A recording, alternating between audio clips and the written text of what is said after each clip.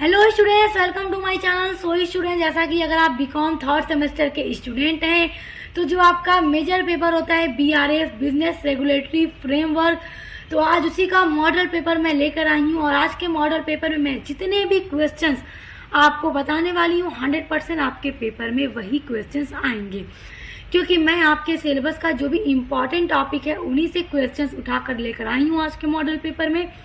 तो जो भी स्टूडेंट्स अभी तक कंफ्यूज है हम तैयारी कहाँ से करें, कौन सा क्वेश्चन लर्न करें जो एग्जाम में इम्पॉर्टेंट होगा, तो उनके लिए आज का वीडियो बहुत ज़्यादा हेल्प करेगा। तो चलिए स्टार्ट करते हैं आपके इम्पॉर्टेंट क्वेश्चंस को देखना। उससे पहले आपको एक इम्पॉर्टेंट बात बताऊंगी कि मैंने आपके बीआरएफ का जो न्यू सिलेबस है एनईपी 2020 के अकॉर्डिंग उसको अपलोड कर दिया है। तो इसी वीडियो के डिस्क्रिप्शन बॉक्स में मैं आपको आपके सिलेबस का लिंक दे दूंगी, तो आप लोग देख लीजिएगा। आइए क्वेश्चंस को देखते हैं। सबसे पहला आपका इम्पॉर्टेंट क्वेश्चन है, what is an agreement. Agreement क्या है, when does it becomes a contract, और ये कब एक कॉन्ट्रैक्ट बनता है, एक्सप्लेन कीजिए। आपके लॉन्ग में इस तरह के क्वेश्चंस पूछे जा सकते हैं, और अगर आपसे यही क्वेश्चन शॉर्ट में पूछेगा तो अलग अलग तरीके से पूछेगा। बस पूछ देगा व्हाट इज एन एग्रीमेंट, और लॉन्ग में इसी तरह से पूछेगा। तो आप लॉन्ग ही तैयार कीजिए। लॉन्ग तैयार करेंगे तो आपका वेरी शॉर्ट और शॉर्ट सब तैयार हो जाएगा। सेकेंड है आपका, all contract are agreement but all agreement are not contract, explain. Most important top level का ये क्वेश्चन है। ये तो आपके एग्जाम में जरूर जरूर जरूर आएगा कि जो सभी कॉन्ट्रैक्ट्स होते हैं वो एग्रीमेंट होते हैं, बट सभी एग्रीमेंट कॉन्ट्रैक्ट नहीं होते। कैसे, देखिए, जब भी किसी ने जैसे कोई भी अगर पार्टी है दूसरी पार्टी को ऑफर दे रही है, तो अगर उसने उस ऑफर को एक्सेप्ट कर लिया, एग्री हो गया, तो उसके बाद उनका कॉन्ट्रैक्ट बन जाता है। तो इसलिए ऑल कॉन्ट्रैक्ट क्या है, एग्रीमेंट है, but all agreement are not contract. कि हो सकता है कि किसी पार्टी ने सामने वाली पार्टी को ऑफर दिया किसी भी चीज़ के लिए, और हो सकता है सामने वाली पार्टी उसको एक्सेप्ट ना करे, एग्री ना हो, या फिर कोई भी मतलब ऐसा कुछ हो जाए तो हो सकता है, या फिर वाइड हो जाए, वाइडेबल हो जाए, तो उससे भी कॉन्ट्रैक्ट क्या है, वो एग्रीमेंट क्या है, कॉन्ट्रैक्ट कभी नहीं बन पाएंगे। तो आपको यही पूरा एक्सप्लेन करके लिखना होगा। अगला इंपॉर्टेंट क्वेश्चन है, define cross offer and express offer. देखिए, क्रॉस ऑफर और एक्सप्रेस ऑफर भी पूछ सकता है। देखिए, क्रॉस ऑफर क्या है इसको थोड़ा सा समझ लीजिए। देखिए, चलिए मान लीजिए मिस्टर ए है, मिस्टर बी को ऑफर कर रहा है कि क्या तुम मेरी कार को 4 लाख रुपए में खरीदोगे, और जो मिस्टर बी है वो भी उससे यही कह दिया कि क्या तुम अपनी कार को 4 लाख रुपए में मुझे बेचोगे। तो यहाँ पर जिसने ऑफर किया और जो ऑफर और जिसको खरीदना है, दोनों के ऑफर एक दूसरे से टकरा गए। यहाँ पर जब मिस्टर ए ने कहा कि क्या तुम मेरी कार 4 लाख में खरीदोगे, तो मिस्टर बी ने ये नहीं कहा कि हाँ, यस नहीं कहा, बल्कि उसने ये कह दिया कि क्या तुम अपनी कार 4 लाख में मुझे बेचोगे। तो यहाँ पर दोनों के ऑफर टकरा गए। अभी तक कोई एग्रीमेंट नहीं हुआ है कि हाँ, मिस्टर बी ने अभी हाँ नहीं बोला है, बस ऑफर टकराए हैं। तो उस तरह के ऑफर क्रॉस ऑफर होते हैं। और एक्सप्रेस ऑफर वो होते हैं जो रिटेन या फिर ओरल फॉर्म में होते हैं। लिख कर अगर किसी को ऑफर दिया जाए या फिर बोलकर कॉल के थ्रू किसी को ऑफर दिया जाए तो वो एक्सप्रेस ऑफर होते हैं। अगला है, डिफाइन ऑफर और प्रपोजल। कि ऑफर क्या है और प्रपोजल क्या है। देखिए, आप चाहे ऑफर कहिए या प्रपोजल कहिए, बात तो एक ही है। और वही है ऑफर करना, कि अगर मैं आपको ऑफर करूं कि क्या आप मेरी मोटरसाइकिल को 3 लाख रुपए में खरीदेंगे, तो मैं आपको ऑफर कर रही हूँ, मैं आपको प्रपोजल दे रही हूँ। आप जब इस पे एग्री होंगे तो हमारा कॉन्ट्रैक्ट बन जाएगा। तो वही ऑफर होता है। उसके बाद अगला इंपॉर्टेंट क्वेश्चन है, distinctions between offer and counter offer. अब देखिए, ऑफर और काउंटर ऑफर में क्या डिफरेंस है, ये तो मोस्ट इंपॉर्टेंट है। इस पर एकदम टिक कर लीजिए, तो आपके पेपर में आना ही आना है। देखिए, ऑफर तो मैं आपको बता चुकी हूँ क्या है, काउंटर ऑफर क्या है, आइए इसको थोड़ा सा बता देती हूँ।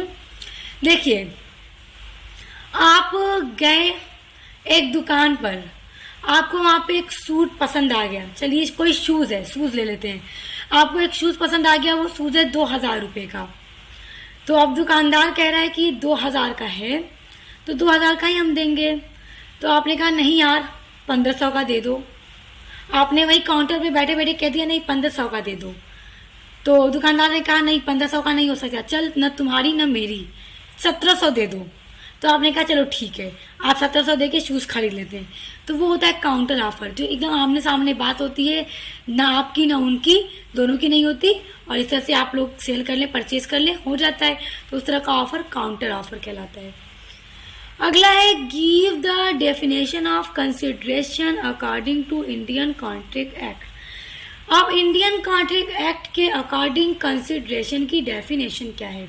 देखिए, कंसिडरेशन का मतलब जो होता है वो होता है समथिंग रिटर्न, यानी कि कुछ देने के बदले में कुछ दे, मतलब आप कुछ खरीदेंगे उसके बदले में कुछ देंगे, कुछ रिटर्न करेंगे। अभी मैंने आपको बताया, आपने शूज़ खरीदा तो उसके बदले दुकानदार को पेमेंट दी, 1700 रुपया आपने दिया। तो ये क्या है? आपका कंसिडरेशन है कि आपने शूज़ लिया और उनको कुछ रिटर्न किया, समथिंग रिटर्न, यानी कि कुछ के बदले में कुछ, तो वही कंसिडरेशन होता है। तो कंसिडरेशन की डेफिनेशन है इंडियन कॉन्ट्रैक्ट एक्ट के थ्रू द्वारा, आप उसको याद कर लीजिएगा क्योंकि एग्जाम में आपके जरूर आएगी। अगला आपका है काइंड्स ऑफ कंसिडरेशन। कंसिडरेशन कितने तरह का होता है?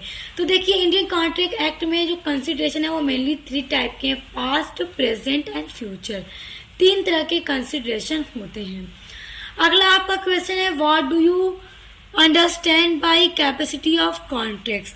आप कैपेसिटी ऑफ कॉन्ट्रैक्ट से क्या समझते हैं? टॉप लेवल का ये क्वेश्चन है। आज की वीडियो के हर क्वेश्चन बहुत ज़्यादा इंपॉर्टेंट है, इसलिए आप इनको अच्छे से तैयार करके ही एग्जाम में जाइएगा। अगला है explain bill of exchange. Bill of exchange क्या है इसको भी देख लीजिएगा, प्रोमिसरी नोट भी देख लीजिएगा। अगला आपका है explain the duties of baler. इस क्वेश्चन को भी आप लोग तैयार कर लीजिएगा। नेक्स्ट क्वेश्चन है आपका what is meant by breach of contract. तो ब्रीच ऑफ कॉन्ट्रैक्ट से आप क्या समझते हैं उसको भी देख लीजिएगा, इसी तरह के क्वेश्चन एग्जाम में आएंगे। क्वेश्चन नंबर 12 है define a contract of guarantee, तो इसको भी देख लीजिएगा। अगला है explain the rights and duties of A finder of goods. ये भी क्वेश्चन इंपॉर्टेंट है, इसको भी देख लीजिएगा। अगला है डिस्टिंक्शंस बिटवीन प्लेज एंड हाइपोथेकेशन। तो इन दोनों के बीच में जो डिफरेंस है उसको भी तैयार कर लीजिएगा क्योंकि डिफरेंस पेपर में जरूर आते हैं।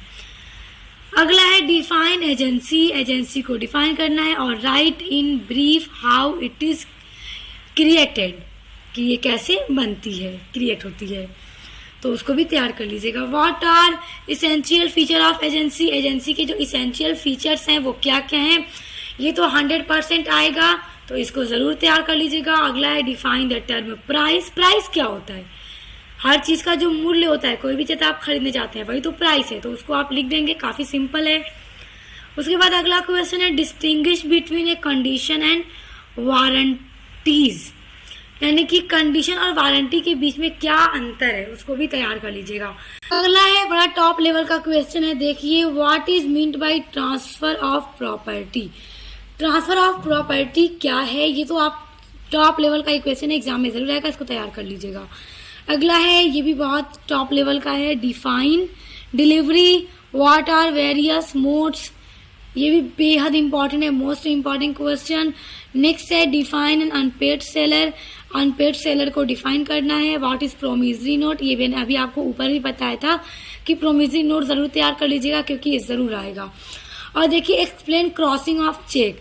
देखिए एक चेक पे जो क्रॉसिंग की जाती है, जैसे कि ये चेक है, यहाँ पे नहीं डबल पेन से लाइन खींच दी जाती है, क्रॉस कर दिया चेक को, तो उसका क्या मतलब होता है, ये बहुत इंपॉर्टेंट है। प्रोमिसरी नोट, क्रॉसिंग चेक और बिल ऑफ एक्सचेंज, कंसिडरेशन, और ये सारे जो भी क्वेश्चन आज की वीडियो में मैंने बताए, सभी 23 क्वेश्चन बताए हैं। आप इनको पूरा एकदम अच्छे से तैयार कर लीजिए, आपके पेपर की 90% तो तैयारी एकदम हो ही जाएगी। तो स्टूडेंट्स इसको तैयार करिए, अच्छे से याद कीजिए। Best of luck. हम मिलते हैं नेक्स्ट वीडियो के साथ।